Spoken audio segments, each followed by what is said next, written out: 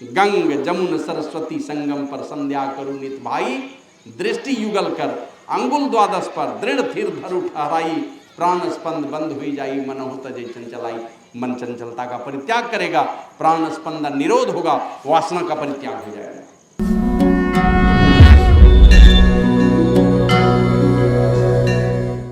Bank में देखते हैं ना, लोन लेते हैं, क्या होता है, इस साल में जितना मूल है अगला साल का 3000 अगर सूद हो गया तो मूल और सूद मिला करके सब मिश्र धन हो जाएगा, कहेगा भी इतना कर्जा है, दूसरे साल सबका सूद जोड़ाने लगेगा। तो इसलिए संतों के चरणों में जाके अभी सुन रहे थे, गुरु को सुमरो भाई। किस प्रकार से सुमरन करेंगे, तो सुमरन विधि लेहु जानी, गुरु ही रिझाइए, किसी भी तरह से रिझाइए। वह गुरु महाराज कहते हैं, गुरु को सुमरो मीत, क्यों अवसर खो बहु, भव में बहुत तक दुख जुगन जुग रो बहु। इतना ही संसार में दुख है कि जुगों जुगों से रो रहे हो। चौं खानिन में दुर्लभ नर को दे हो, सोतन धरी के मुक्ति जतन करी ले हो। चारों खानियों में दुर्लभ ये मनुष्य का शरीर है, अंडज पिंडज उष्मज और अंकुरज, चारों खानियों में दुर्लभ ये मनुष्य का शरीर है। ऐसा सोतन धरी के मुक्ति जतन करी ले, ऐसा तन मिला है जो चारों खानियों में दुर्लभ है, ऐसे शरीर को पाकर के मुक्ति का जतन कर लीजिए। और पल पल पल छीजत दे रहत छीजत सदा, और औचक ही गिरी जाए रहत छीजत सदा। औचक ही गिरी जाए मतलब किस समय ये गिर जाएगा, किस समय नाश हो जाएगा, कहा नहीं जा सकता। इधर हाल में कुछ दिनों से गोड्डा में हम वहाँ समय दे रहे हैं, क्योंकि 4 और 5 नवंबर को सत्संग। एक माता जी के घर पर गए, उनकी बेटी शिक्षिका, बेटी चंदा लिखाने लगी तो माँ कहते, बूढ़ी माँ वो कहते, बेटी दें आरो चंदा दें, आरो बाबा के लिखाओ चंदा। मैंने जितना लिखा रहे थे उससे और ज़्यादा लिखाने के लिए कर रही थी। हमको लगा ये तो भूल से ही ये माँ मिली है कि अपनी बेटी और बेटा नाती को बोले का और चंदा दो, और दो, जितना लिखाई है मेरे नाम से भी दो। कि माँ बोल रही है तो हमको बड़ी खुशी हुई कि चलो इस प्रकार की माता को होना चाहिए। हर लोगों बच्चे के अंदर में अच्छे संस्कार होते हैं। और 5-6 दिन बीता होगा, 6-7 दिन गुजरा होगा, और वही शिक्षिका हमको फोन करती, बाबा हमरो माता जी चलो अगलो दुनिया से सत्संग करी दियो हमारा घर में। तो देवबंधा जा करके सत्संग कर दिया उनके श्राद्ध में। तो दान दिलवाई और 8 दिन नहीं हुआ गई दुनिया से। तो पल पल छीजत दे रात छीजत सदा, पल पल ये दे कि आयु घटती चली जा रही है। गुरु महाराज लिखते हैं, दिन बीतत जावे आयु फुटावे, भजो भजो प्रभु नाम। दिन बीतता चला जा रहा है और आयु घटती जा रही है। उम्र भले बढ़ रहा है, लगता है कि हम 75 साल के हो गए, आयु तो घट गई हमारी। 80 बरस जीना था, 75 बरस जी लिए, 5 बचा है 5 बरस ही। अब बोरिया बिस्तर समेटने की बारी है, जिस समय समेटना है उधर चलने का तैयारी करना, उधर वाला पूंजी लेना है। अब बुढ़ापा तक सब इधर लपेटने के चक्कर में, और लपेट लो जितना लपेटना है। बाबा कबीर कहते सौदाकरण को याद जगाया, अब पूंजी लाया मूल गंवाया, प्रेम नगर का अंत न पाया। नहीं पाया, ज्यों आया त्यों जावेगा रे, सुन मेरे साजन सुन मेरे मीता, या जीवन में क्या क्या कीता, सिर पाहन का बोझा लीता।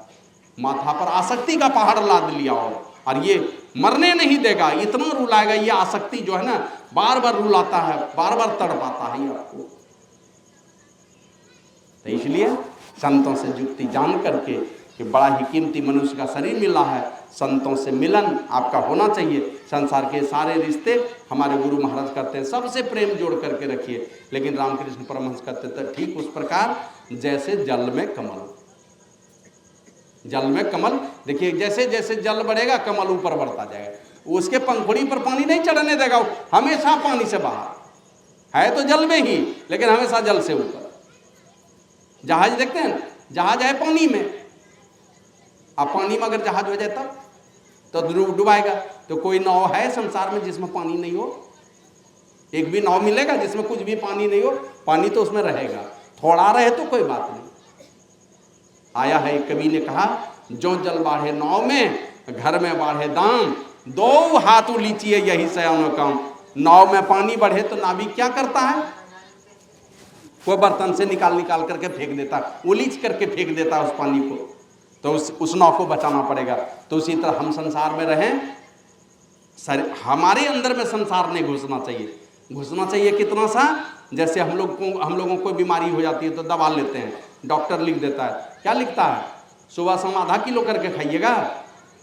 अरे आधा किलो तो चावल आटा सत्तू ये सब खाया जाता है आधा किलो करके। दवा कितनी खाते हैं, 1-2 टिकिया। 10 टिकिया लिखा है तो कोशिश करते हैं 5 टिकिया में ही बीमारी हमारी चली जाए, सब नहीं खाना पड़े, कम ही खाना पड़े। उसी प्रकार संसार को सहारे के रूप में लीजिए, कितना हो समेटेंगे। आज तक कोई समेट नहीं सका इस संसार को, वो भसकने वाला है। जैसे 5 किलो मेढक कोई चाहेगा हम तौल लेंगे डंडी तराजू पर, वो मेढक नहीं तौलाने वाला है। उसी प्रकार ये संसार आपके कब्जे में नहीं आने वाला है। बहुत लोगों ने संसार को समेटने की कोशिश की, लेकिन कोई नहीं समेट पाया संसार में, और अंतिम में गया किस प्रकार। तो हमारे गुरु महाराज लिखते हैं, मांस आसीन जगत वासीन चेत चित में लाइए, जीवनो थोड़ो है क्यों जगत में गफलाइए, ना भयो जग काहू को कितनों को वो अपनों कियो, करी जतन दो जाहि त्यागियो शांति सुख सो ही लिए। जिसने जतन करके छोड़ा संसार को, उसी को शांति में सुख मिला, उसी के पीछे संसार चला। और नहीं तो एक आदमी जो सोना चांदी का कारोबार करता था, एक बाबा जी को पूछा, बाबा जी मैं तो जहाज पर चलता हूँ तो क्या करूँगा, सोना चांदी का कारोबार है, कहीं जहाज अगर डूबने लगे तो क्या करूँगा। कहा कि तुम ऐसा करो, एक खाली डब्बा ले जाओ, साथ में लेके चल दो, जब जहाज डूबने लगे ना तो खाली डब्बा लेके तुम कूद जाना पानी में, तुम डूबोगे नहीं, खाली डब्बा लेके कूद जाना। तो खाली डब्बा लेके गया। अरे एक दिन ऐसा हुआ कि तूफान उठा समुद्र में, बस नाव जहाज डूबने लगी। अब इसको लगता है कि बाबा जी तो बोल दिए खाली डब्बा लेके कूद जाना, इतना सोना चांदी है मेरे पास और खाली डब्बा लेके कूदेंगे। अच्छा छोटा वाला ही ये गट्ठर जो है ना, यही लेके डब्बा भी रख लेंगे और छोटा वाला गट्ठर ही भी रख लेंगे। और वो गट्ठर देगा उसको बचने के लिए, गट्ठर ले दे करके चला गया पानी के तलहटी में, मर गया वो। इसलिए संसार को सहारे के रूप में लीजिए और लेकर के संतों से जुक्ति जानिए, और जुक्ति जान करके थोड़ा थोड़ा भजन नियमित रूप से कीजिए। एकदम क्या कहते हैं, वो बचकानी बुद्धि दिमाग से हटा दीजिए, बेशुद्ध अवस्था में मत रहिए। नहीं तो बाबा देवी साहब करके, ऐ मनुष्यों ना जाने तुमने कितनी जोनियों को भुगत करके कीमती मनुष्य का चोला पाया है, अब भी बेसुध रहेगा। अगर अब भी बेसुध रहेगा और संतों के अंतरी मार्ग को नहीं अपनाएगा तो तुम विश्वास करो फिर से तुम्हारे लिए 84 का चक्कर तैयार है। इसलिए सचेत होकर रहिए, जहां तक बन पड़े। नहीं कुछ होता है, शरीर कमजोर होता जा रहा है, होने कोई बात नहीं, शरीर को कमजोर होना, जो काम कर सकते हैं, बैठ सकते हैं, नहीं मन करता जब कीजिए, अपने खाते में डालते रहिए रोज दिन, वो कभी खाली मत कीजिए। अगर ध्यान नहीं हो रहा तो जब कीजिए, अगर ध्यान में बैठे हैं, अगर मानस जब कर सकते हैं ठीक है, नहीं तो मानस ध्यान कीजिए। मानस ध्यान भी अगर आप कर पाते हैं, कुछ भी अगर अंदर में झलकता है तो उससे आगे बढ़ करके एक बिंदुता का साधन कीजिए, दृष्टि साधन कीजिए। बूढ़े लोग हो गए, और थोड़ी भी दृष्टि अगर स्थिर होती है तो कोई बड़े महापुरुष से जाकर के सीख लीजिए, शब्द साधना की दीक्षा शिक्षा ले लीजिए और कुछ कीजिए। और नहीं उसमें भी कुछ मन नहीं लगता तो जाइए गुरु दरबार में, कहीं बीच बीच में मौका निकाल करके जहाँ भी आपको बढ़िया आश्रम हो जाए वहीं जाके 1 सप्ताह रह लीजिए, वहीं बैठिए। जैसे तैसे साधु महात्मा के पास रहिएगा, थोड़ा रूखा सूखा खाइएगा तो वो भी आपका तपस्या ही हो जाएगा। भूखे प्यासे जैसे तैसे बाबा जी के पास जाइएगा, नौकर समझेगा ना, कुछ समझ के रखेगा कि नहीं, झाड़ू दिलवाएगा, पानी ढोलाएगा, कुछ कीजिए जा करके। तो किसी भी तरह से अपने मन की तरंगों को मार करके साधु पुरुष के संगति में जाइए और वहाँ जा करके शिक्षा दीक्षा लीजिए। और नियमित रूप से हमारे यहाँ 4 प्रक्रिया है, क्रम से मानस जप करना है। 1 घंटे अगर बैठेंगे तो 20 मिनट जप कीजिए, खूब कीजिए मन ही मन। और जब करते करते मन नहीं लगे तो शुरू में क्या करते हैं, छोटा सा भजन गा लिया। जैसे सूखी खेत है, हल नहीं लगता है, ट्रैक्टर नहीं चलता है, क्या करते हैं, थोड़ा मिट्टी का ये पानी का छिट्टा दे देते हैं ऊपर से, तो क्या होगा, हल लगने लगेगा। उसी प्रकार मन है रूखा, मन नहीं करता है ध्यान करने का, 1-2 भजन गा लीजिए और भजन गा के फिर आंख बंद करके बैठ जाइए। गुरु महाराज से प्रार्थना वाला भजन गाइए, कोई वैराग्य वाला भजन गाइए, अब बैठ करके ध्यान कीजिए। 20 मिनट जप कर लीजिए, भागे मन तो जप में लगाइए, भागे मन तो जप में लगाइए। और ये काम हो जाए तो गुरु मूर्ति का मानस ध्यान करना, एकदम हूबहू गुरु महाराज की मूर्त आपके अंदर में झलकनी चाहिए, या जिस इष्ट को भी आप मानते हैं उनकी मूर्त आपके अंदर में झलकनी चाहिए। और ये काम भी अगर हो जाता है, थोड़ा भी नजारा अगर अंदर में गुरु मूर्त का आता है, बस तीसरी क्रिया करनी है, एक बिंदुता का साधन है। कमर गर्दन मस्तक एकदम मजबूती से बैठे हैं, हिल डोल शरीर में नहीं होना चाहिए। बूढ़े हो गए नहीं बैठ सकते हैं, एकदम चित लेट जाइए, लेट के कीजिए, कुर्सी पर बैठ लीजिए, पैर नीचे कर लीजिए, अगर इस तरह पलथी मार कर नहीं बैठ सकते हैं सिद्धासन में तो। लेकिन जवान लोग नहीं कीजिएगा, जवान लोगों को तो शरीर को देना है ऊपर से चोट, शरीर का मरम्मती होना चाहिए जवान लोगों का, तब बुढ़ापे के लिए छूट है। और बैठ करके एकदम रीढ़ की हड्डी सीधी है ना, मेरुदंड एकदम सीधा रखेंगे और कमर गर्दन मस्तक को एकदम एक सीधी सरल रेखा में रख करके बस दृष्टि को स्थिर करना। हमारे गुरु महाराज लिखते हैं, दो नयन बीचों बीच सन्मुख एक टक देखत रहो, आप ही वह बिंदु झल के पट गिरा निर्गत रहो। पलक है गिरी हुई, एकदम एक टक गुरु के जुक्ति से गुरु इंगित स्थान पर देखना, द्वादश अंगुल पर नासिका के अग्रभाग में। गंग जमुन सरस्वती संगम पर संध्या करू नित भाई, दृष्टि युगल कर अंगुल द्वादश पर दृढ़ थिर धरु ठहराई, प्राण स्पंद बंद हुई जाई मन हो तजे चंचलाई। मन चंचलता का परित्याग करेगा, प्राण स्पंदन निरोध होगा, वासना का परित्याग हो जाएगा और वासना रहित मन ही परमात्मा की भक्ति में अंतर डगर की यात्रा पर चलता, अंतर गगन की यात्रा पर चलता है। अंतर में आपको ब्रह्म ज्योति और ब्रह्मनाथ का सहारा मिलता। इन्हीं दोनों के सहारे हम ब्रह्मांड में गमन करते हैं, सर्वव्यापक स्वरूप में मिल जाते हैं और तब पता चलता है कि हमारे गुरुदेव और वो दोनों में कोई अंतर नहीं है। इसीलिए हम लोग सुबह सुबह परमात्मा की स्तुति गा लेते हैं, फिर संत की स्तुति गा लेते हैं और उन्हीं संतों में से जो हमारे गुरु हैं उनके लिए भी मंगल मूर्ति सदगुरु गाते हैं, मतलब वो गुरु की स्तुति है। तो इस प्रकार नियमित रूप से ये काम हमें करना है। ये काम करते बीच में शरीर छूट गया, बीच में छूट गया तो आप अधोगति में नहीं जाएंगे, जाएंगे उत्तम सरलोक, लौटेंगे तो बढ़िया कुल परिवार में जन्म होगा, श्रीमान के कुल में जन्म होगा, माने भक्ति वाला जहाँ वातावरण मिलेगा उस घर में आपका जन्म होगा। धन दौलत से परिपूर्ण और आध्यात्मिक शक्ति से भी परिपूर्ण वाला घर मिलेगा और अंतिम में जोगी का कुल मिलता है, जिस कुल में जन्म लेना बड़ी कठिन बात है। और आप छोड़ भी देंगे, बाबा कबीर कहते भक्ति बीज बिन से नहीं, जो जुग जाए अनंत, एक के जुग अनंत काल तक चलेगा तो भी भक्ति का बीज बिनसेगा नहीं। और ऊंच नीच घर जन्म ले तो उस संत को संत, आप चाहे रविदास कुल में जन्म ले लीजिए, जहाँ जाइएगा रविदास बन के आइएगा या तुलसीदास बन के आइएगा, ब्राह्मण कुल में आइएगा कि आप चमार कुल में आइएगा, किसी कुल में आइएगा, दोनों में जय जयकार है आपका। परमात्मा किसी रूप में भेज देंगे, आपकी कीमत नहीं घटने वाली है। और क्या कहते हैं, पारस पत्थर हो कि हीरा हो कि सोना हो, कहीं ले पैखाना के ढेर पर फेंक देंगे सोना को तो उसकी कीमत कम हो जाएगी क्या? तो भक्ति बीज पलटे नहीं, आए पड़े जो चोल, कंचन जो बिष्टा पड़े घटेनता को मोल। कंचन बिष्टा पर पड़ जाएगा, सोना पखाना पर पड़ जाएगा, फिर भी उसकी मोल नहीं घटने वाली है। उसी प्रकार हम कहीं भी जाएंगे, किसी जोनी में जाएंगे, ये भक्ति का संस्कार आपको कभी गिरने नहीं देगा, सदा आपका जय जयकार होगा। माने दोनों हाथों में लड्डू है। तो इसी प्रकार कुछ कमी बेसी संसार में, कमी बेसी से तो सब लोग हैं, सबके अंदर में कुछ न कुछ कमी है।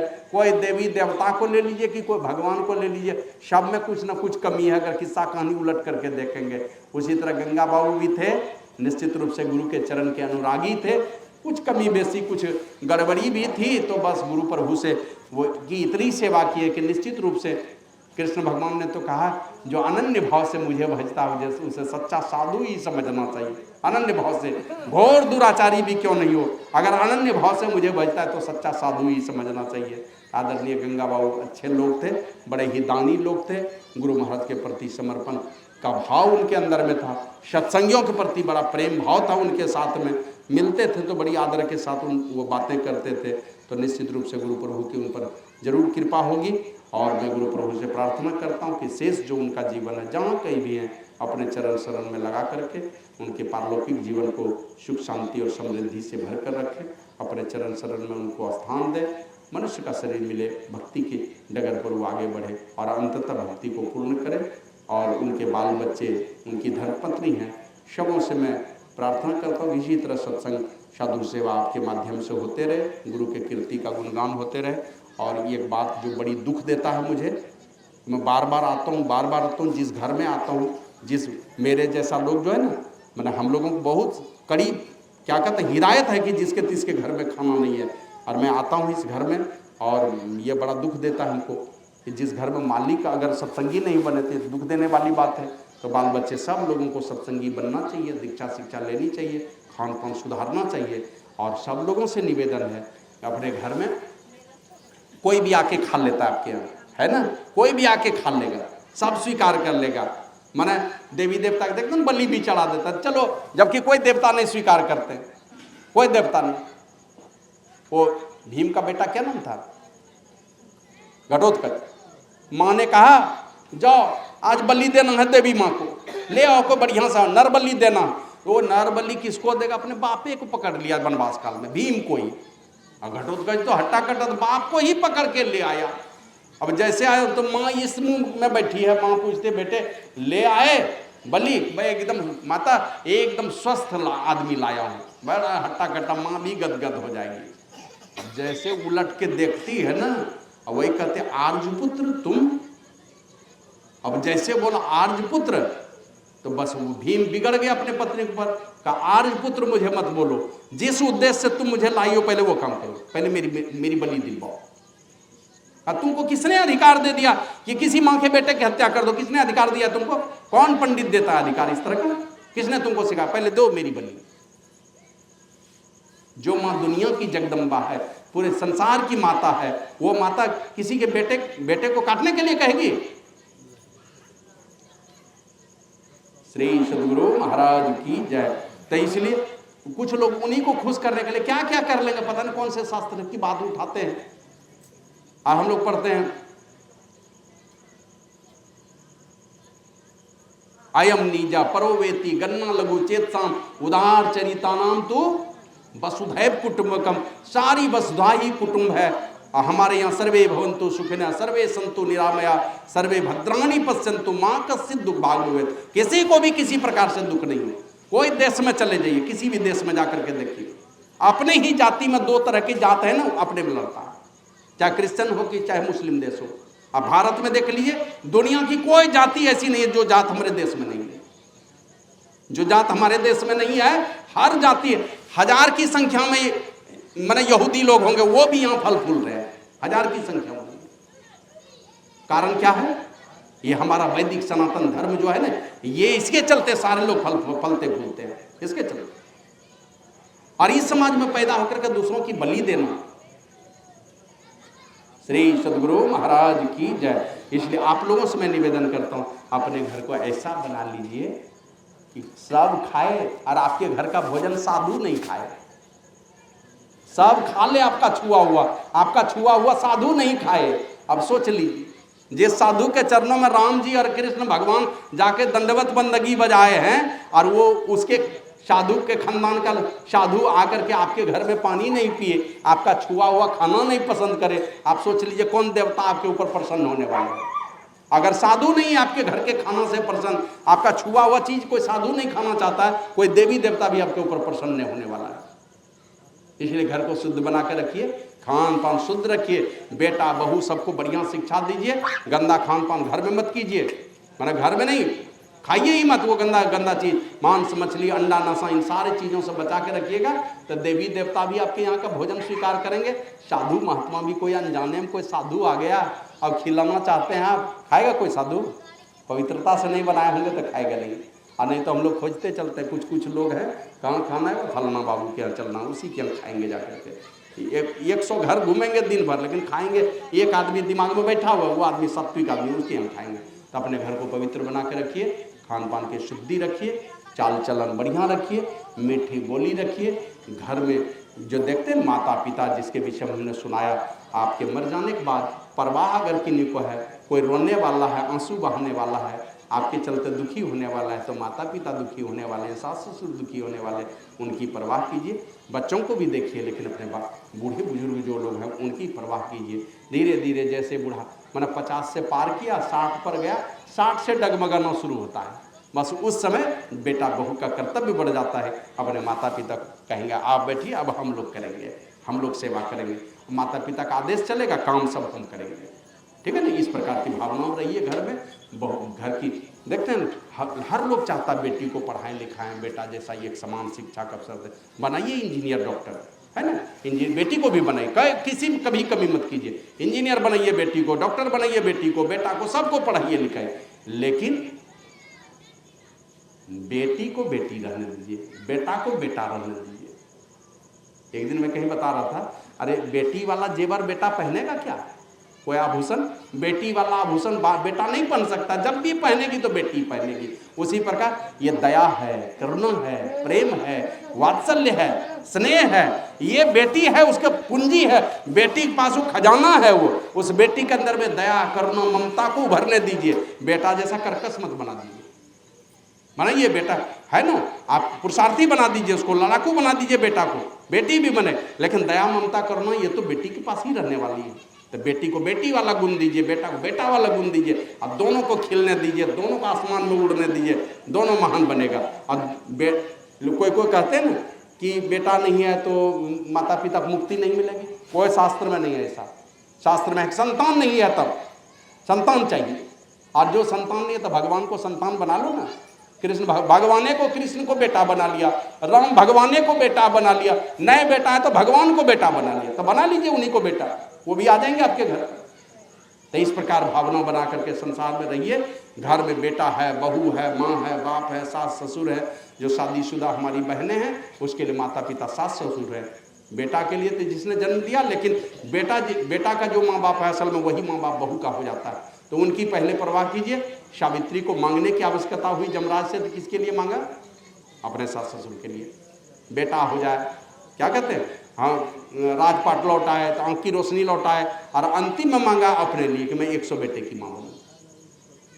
अब अपने माता पिता के लिए कहाँ मांगा? सबसे पहले अपने सास ससुर के लिए मांगा। तो इस प्रकार घर को पवित्र बना के रहिए। घर में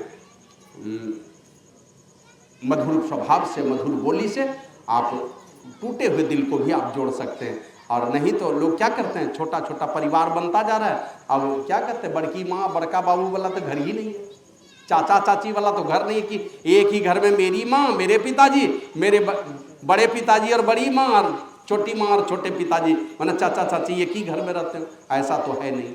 तो एक दिन ऐसा भी आएगा कि आप रहेंगे, घर नहीं रहेगा, ये परिवार के लोग नहीं रहेंगे। माना घर जैसे बनता है, घर का क्या कहते हैं, कितना हो बढ़िया घर बना लिए, पिलर मत दीजिए तो क्या होगा, ज़्यादा मजबूत नहीं होगा, पिलर चाहिए। उसी प्रकार परिवार पिलर होता है। तो अपने परिवार को भी जिंदा रखिए, रिश्ते नातों को जिंदा रखिए। साल में 10-20 लोगों के यहाँ से निमंत्रण आता है ना, मत छोड़िए उसको। कितना खर्च हो जाएगा, 100, 200, 500 होगा, 1000 होगा खर्च, साल में 10,000 और खर्च होगा। जब लाख रुपया घर में खर्च कर सकते हैं तो 10,000 और खर्चा कर लेंगे। लेकिन परिवार को मत टूटने दीजिए। इन सारे चीज़ों को रख करके आप फिर सब लोग मिल बैठ करके सब एक सूत्र में बन जाइए।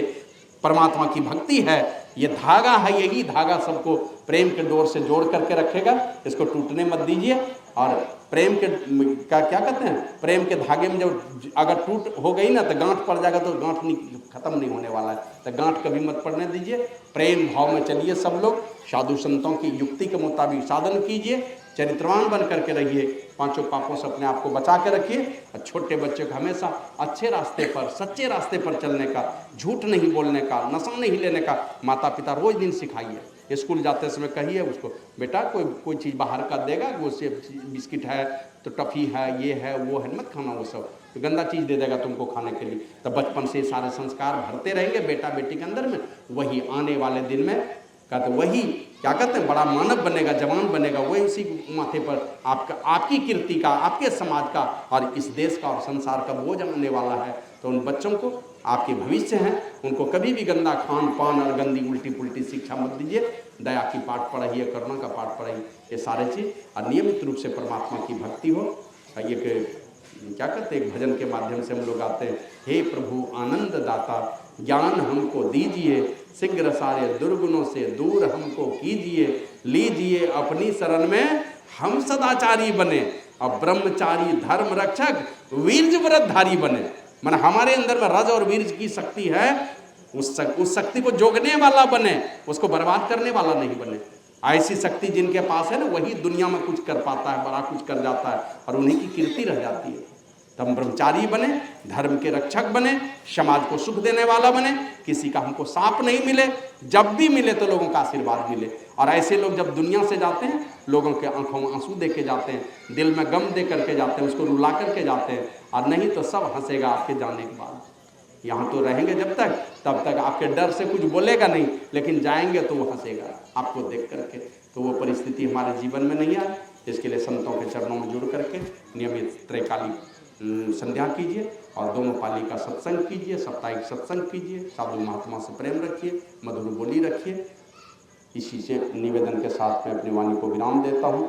बोलिए प्रेम से श्री सद्गुरु महाराज की जय।